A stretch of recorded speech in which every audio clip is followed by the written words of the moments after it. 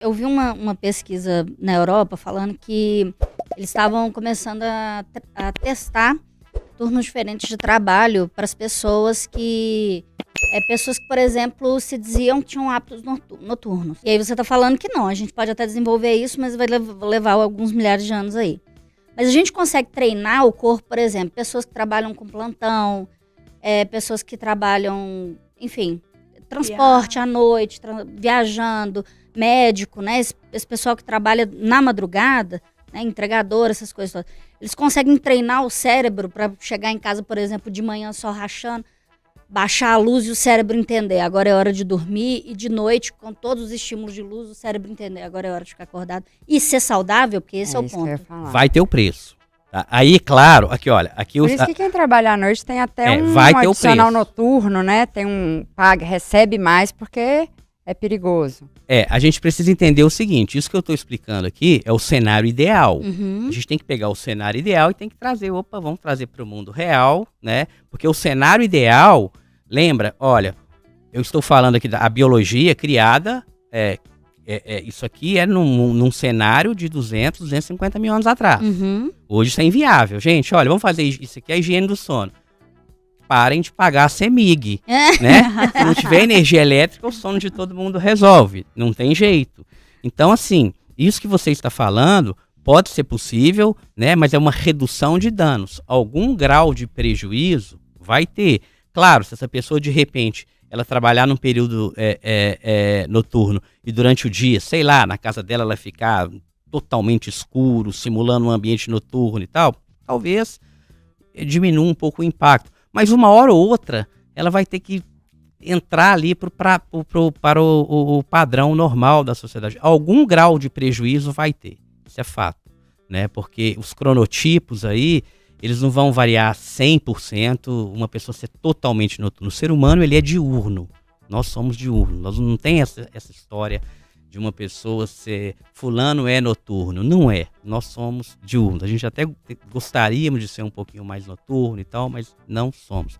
Ao longo dos anos, a conta vai chegar, entende? Vai chegar, não tem jeito. Trabalhadores de turno e tudo mais, vai ter o preço, vai pagar de alguma forma, vão pagar o preço aí com a saúde. Não tem jeito, gente. E quem dorme muito? Isso pode ser um problema também? Ou não? Quanto mais dormir, melhor, você fica melhor, a pele fica boa, ou existe um descompasso tanto para menos quanto para mais? Pode ser um problema, as hipersonias podem representar um problema assim. Na verdade, tudo a gente tem que pensar o seguinte, olha, qual que é o grau de prejuízo que isso causa para aquela pessoa, tá? Em média, a gente vai falar o seguinte, olha, de 7 a 9 horas a duração de sono, para a maioria das pessoas, é uma faixa de 7 a 9 horas, tá? Tem pessoas aí que vão necessitar, por exemplo, de 12 horas, 13 horas, 14 horas de sono. Isso muitas vezes acaba sendo um problema, né? Porque a pessoa trabalha, sei lá, 8 horas, né? Aí... Acabou o dia, já a conta difícil aí, gente. Chegou em casa, meu Deus, né? Número quebrado. Ela precisa, trabalhou 8 horas. Acabou. Né? 8h14, quando é que vai chegou em casa, mais 2 horas. 22. Aí para chegar em casa, mais 2 horas, 10. Aí se ela tem que dormir mais 4 horas, acabou o dia. Aí é né? boa que hora que ela vai ficar com a família, com não sei o quê. Então, assim, ela está o tempo todo cansada, ela acaba tendo algum problema.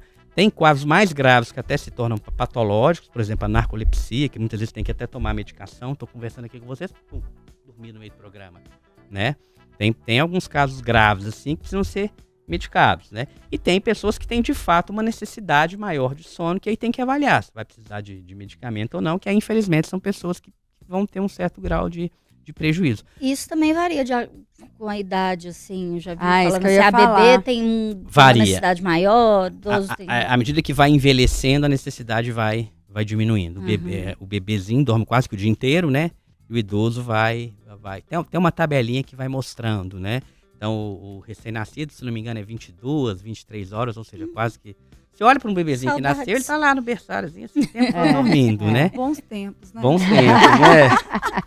Só acorda pra mamar, né? Mama dorme, né? E à medida que a gente vai envelhecendo, a gente vai diminuindo a necessidade de sono, né? E tem essa faixa dentro da normalidade. O que vai diferenciar de uma hipersonia, ou seja, quando passa dessa faixa, né, para uma insônia. Mas quando a gente se torna idoso, a gente precisa de menos tempo ou a gente volta a ser meio bebê de novo? Não, normalmente a necessidade diminui. É? Diminui. Até umas 7 horas ali, tá? Menos que isso já começa a ser insônia também.